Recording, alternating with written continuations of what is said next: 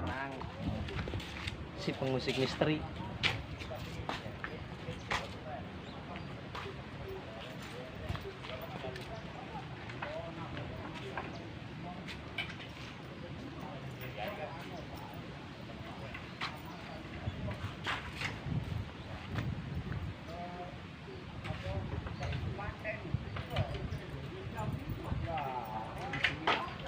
Komputer mengguri, tapi ngobrol online kayaknya.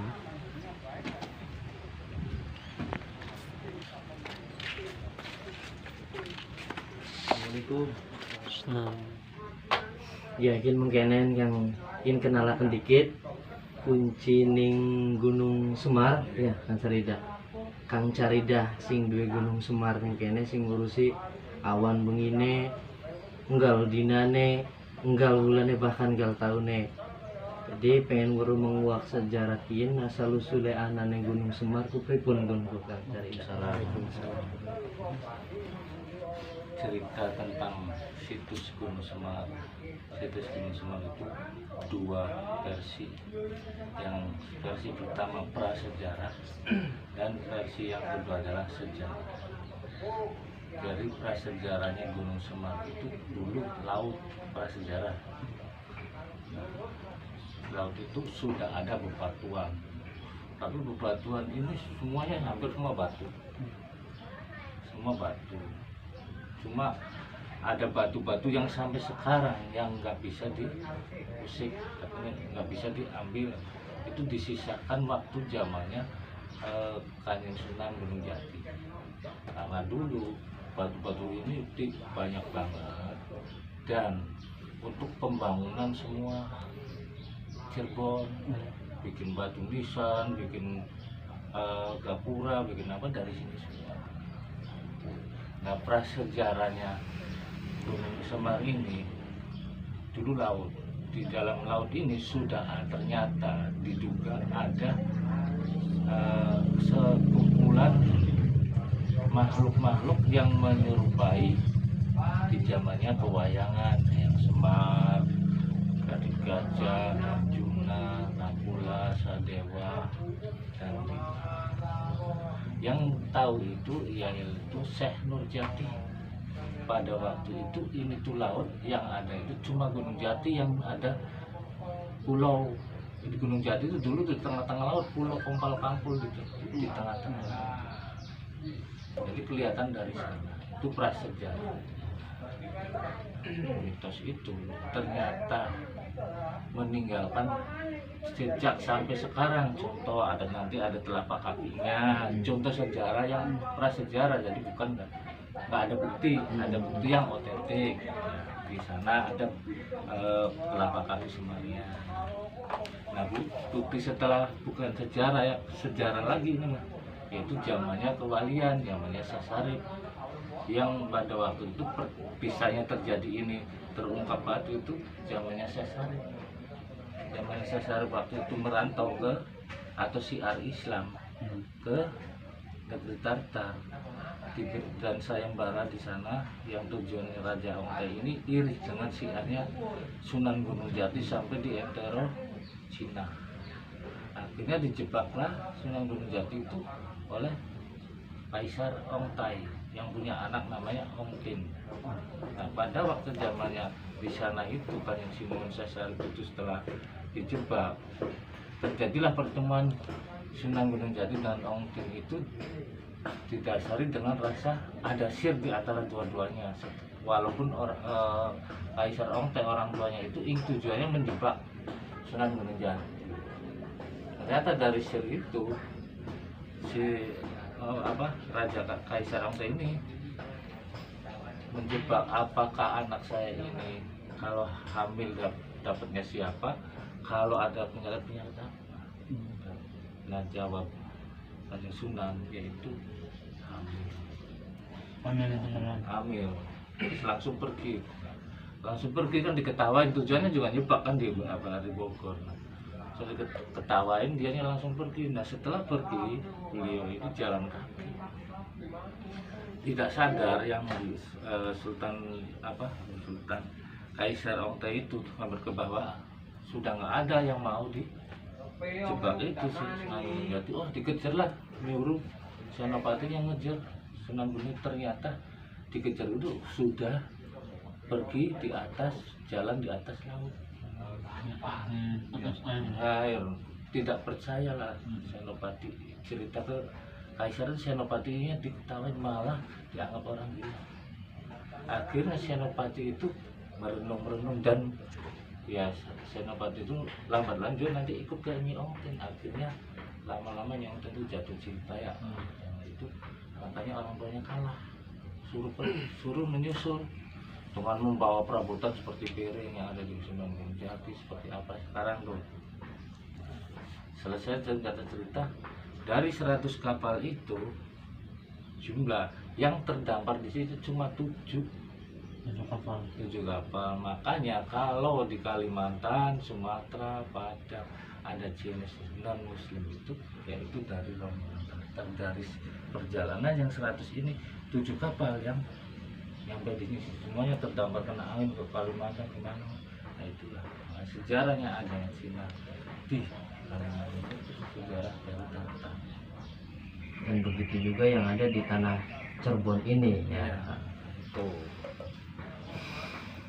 Nah, bercerita akhirnya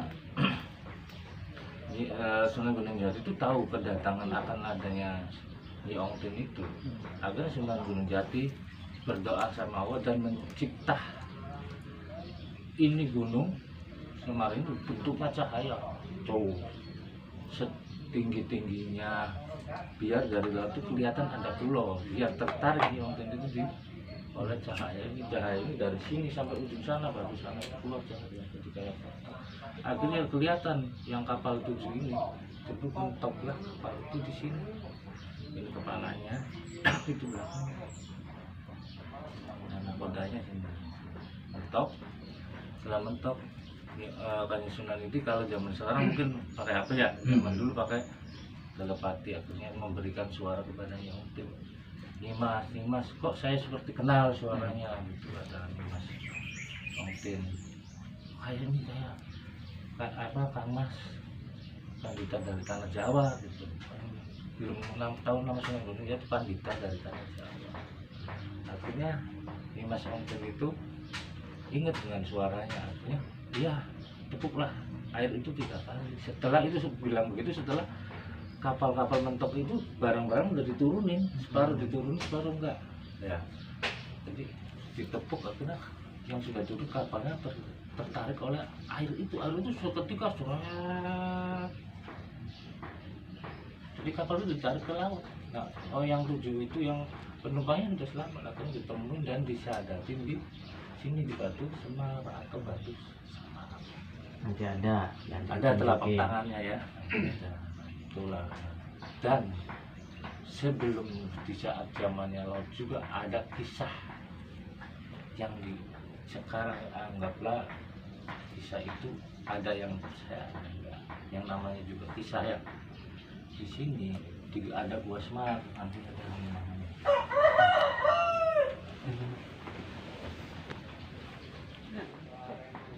Waktu zamannya laut, ini juga tempat pertemuan air asin dan air tawar.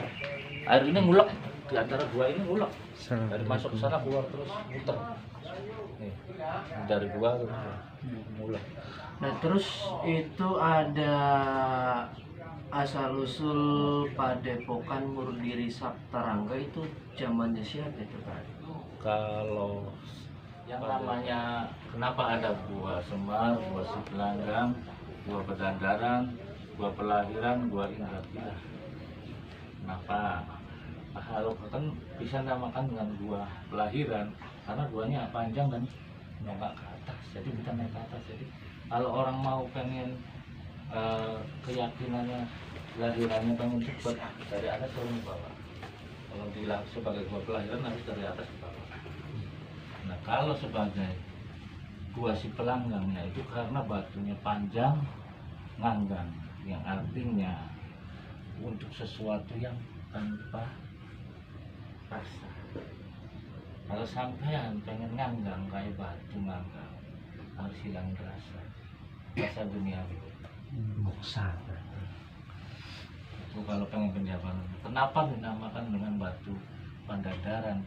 Dengan simbol batu yang secara lahiriah yaitu bulat dan tidak ada, tapi secara penjabarannya itu untuk mendarkan semua permasalahan, yaitu nanti arti hidup, perilaku hidup, makna hidup.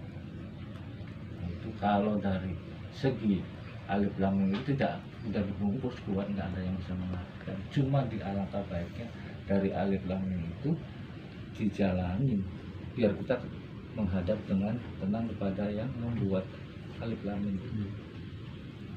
Nah, itu jadi bisa mendarkan, insya Allah mendarkan semua permasalahan, mendarkan apa saja. Namanya Pandadaran. Kenapa dinamakan gua indra gila? Karena ini cermin. Bukan berarti cermin itu putih. Namanya indra gila itu, indra itu untuk berkaca diri, bercermin diri. Menangkap diri sendiri. Iya, untuk bercermin diri. Datang ke sini itu para peziarah dengan keyakinan mereka, dengan tauhid mereka, yaitu naik ke atas dan dengan didoain dulu atau ditawasulin pendek dulu oleh saya. Dan nanti di atas itu mereka itu mengalap berkah dengan meminta kepada Allah dengan sabarnya dari batu semar. Intinya dalam garis besar, kalau memang ada permintaan suatu apa itu kan hak masing-masing. Cuman setidaknya minta izin dulu sama yang ada di sini gitu. Ya, kalau masalah permintaan mah itu kemungkinan ya masing-masing tergantung orang. Ya namanya peziarah ya banyak sekali permintaan, tergantung orang-orangnya juga kan ya kan. Kayak gitu. Jadi gitu secara garis besar, secara singkat sejarah Gunung Semar ini tidak serta-merta menamakan Gunung Semar saja. Ternyata di dalam Gunung Semar ini banyak banget nama-nama simbol-simbol tersebut. Di sini walaupun dinamakan Batu Semar, tapi setidaknya di sini ada Batu Indragila, ada Batu Panggang, si Panggang, si Pelanggang, ada Batu Pendadaran juga di sini, dan juga ada di situs yang di depan tadi itu batu, nama-nama batu bangsa pewayangan ya. Pewayangan. Ada Arjuna, Ya. Terus Nakula Sadewa, Bima, sama kalau yang satunya Samyadi nggak ditampakkan, tampaknya di belakang. Oh di belakang. Dengan ikut dengan Batu Semar. Berarti istilahnya kalau di pewayangan Pandawa 5 ya mungkin. Nah gitu garis besarnya di situ. Jadi alhamdulillah kita dapat pencerahan dari Kang Carida sendiri sebagai kuncen di area Gunung Semar ini.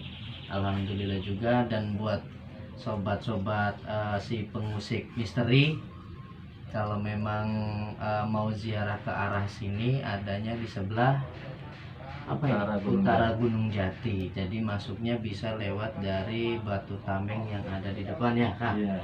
Kayak gitu. Dan ada pun masalah karomah dan barokah juga, itu kehendak dari Allah Azza wa Jalla juga. Iya. Kayak gitu.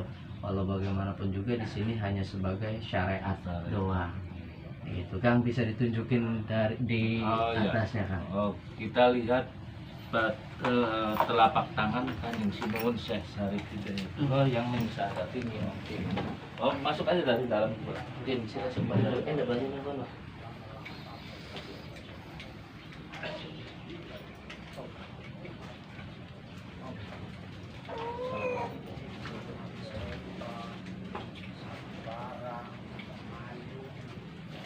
Assalamualaikum. Mari, mantap deh. Ada banyak lagi masuk munggah deh munggah. Munggah.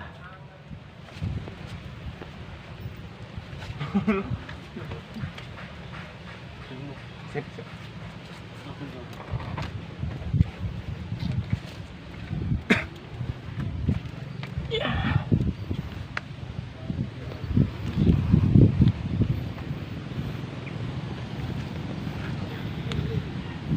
Jadi ini Telapak tangan Kanjeng Sinuhun Syekh Syarif.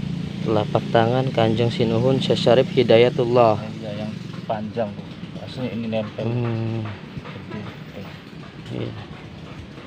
Kalau dari sini lihatnya dari sini. Mohon maaf, isi. Kindi. Posisinya begini. Ini tapak tangan Sunan Gunung Jati. Di sini bentuknya begini, jauh banget. Berarti orangnya gede, tinggi. Yang masih ada di sini cuma tapakan. Terus di bawah tapakan siapa, Kang? Ya di sini. Kalau di situ bagus sih nggak sana. Coba ya. Sunan Gunung Jati, Di mana kok? Ngadem, Baku, Prabu Siliwangi, yang Pemanah Rasa di situ. Ini, Kang. Iya. Pokoknya duduk kalau nggak pasti enak. Sih kayak Assalamualaikum. sana lagi. Hah? Sini lagi sana. Salah. Puasa. Iya bang, nggak biar, nggak. Nah duduk tuh.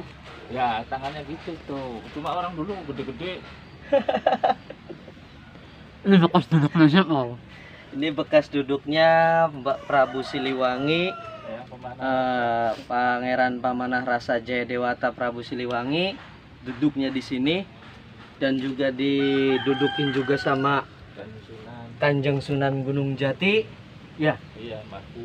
Baku Sangkan juga di sini, Pangeran Cakrabuana yang Baku Sangkan juga pernah duduk di sini.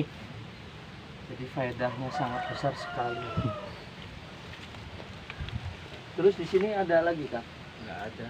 Udah. Udah. Jadi gitu secara garis besar, secara sejarah singkat dari Gunung Semar. Inilah asli keajaiban alam yang masih ada di salah satu di daerah Cirebon khususnya. Di Gunung Jati. Bis. Ditolikin musolanya di shooting deh. Iya. Shot deh.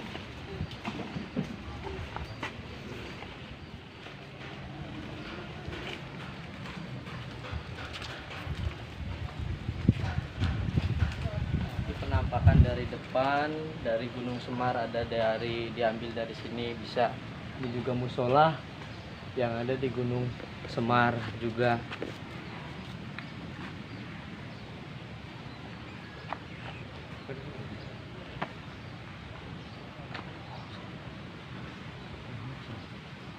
Kami tensotan begini. Ya dari sana bang. Nampak batunya di sini. Nah yang namanya Batu Semar. Langsung. Yang namanya Batu Semar ini ya. Karena Semarnya lagi posisi rumput. Oh, nah. Iya. Perwujudan Oh, utuh dari sini. Semar rumput. Iya, proses sekolah sebenarnya. Iya.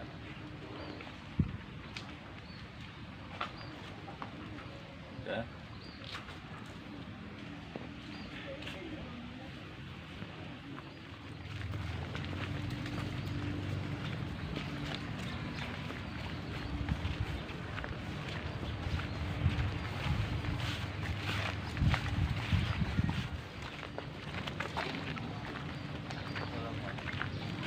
Lata-lata.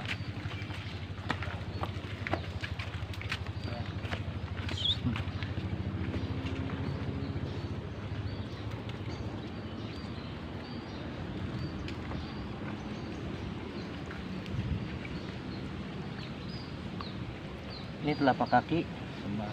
Kiri. Kiri. Gini. Kiri.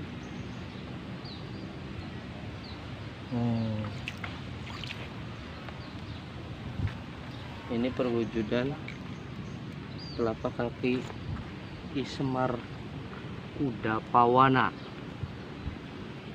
Naya Genggong. Ini batu apa, Kang?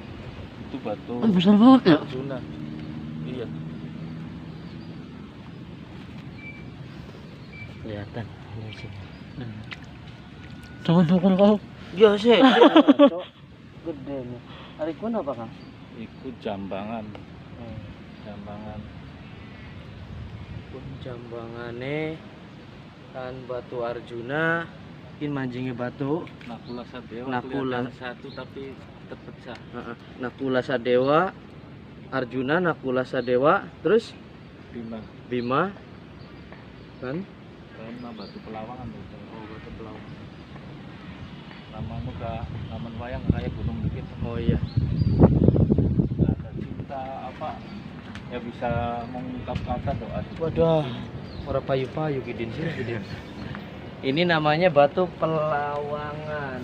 Pelawangan kan melambang ada dua. Kita terlahir oleh Ya, Pelawangan. ini melambangkan kalau buat cowok istilahnya kalau memang ada permintaan buat mencari pasangan gitu Kang ya. Nah, ini kan punya cowoknya, ini punya ceweknya. Jadi lambangnya Pelawangan. Oh iya. Jadi terlahirnya manusia kan setelah Nabi Adam kan ada dua itu. Oh, ini juga bentuknya love ya. Lambang hati ya kok. Iya, gambar hati. Cuman ada belahnya ya istilahnya perempuan lah. Begitu ngomongnya jangan kelabasan. Dan ini yang apa ibaratnya batu cowoknya juga. Pelawangan juga ini bentuknya ada di sigar tengah karena memang cowok dan perempuan memang beda. Jadi kedua batu ini melambangkan dua insan manusia ya? Ya, istilahnya begitu. Dua insan ciptaan manusia, ada cewek dan ada cowok. Begitulah istilahnya. Beda sama Kang Bidin, kalau Kang Bidin ini harusnya minta di sini. Begitulah. Dah, Kang Caridah, terima kasih banyak sudah menjelaskan sampai naik dan juga ini juga bisa diterangin semua. Alhamdulillah. Kami juga dari si pengusik misteri khususnya Indramayu dan umumnya seluruh yang melihat kami di sini dapat pencerahan juga dari sini, alhamdulillah. Dan info juga kalau memang mau berziarah di Gunung Semar ada di sebelah utara Gunung Jati. Kalau udah pintu masuknya ada dari sebelum Batu Tameng kalau ya. dari utara. Ya, masuknya lewat Batu Tameng juga bisa dan ada di belakang sumur Tegang Pati Kahuriban ya. Iya. Nah, gitu aja. Dah kayak gitu. Mohon maaf bila mana ada kata-kata kita yang salah dan juga kalau beda-beda versi itu udah biasa. Yang penting istilahnya adanya wali 9, ya terdak wali sangat ceritanya beda-beda. Itu aja. Billahi taufiq wal hidayah. Wassalamualaikum warahmatullahi wabarakatuh. Waalaikumsalam. Ya.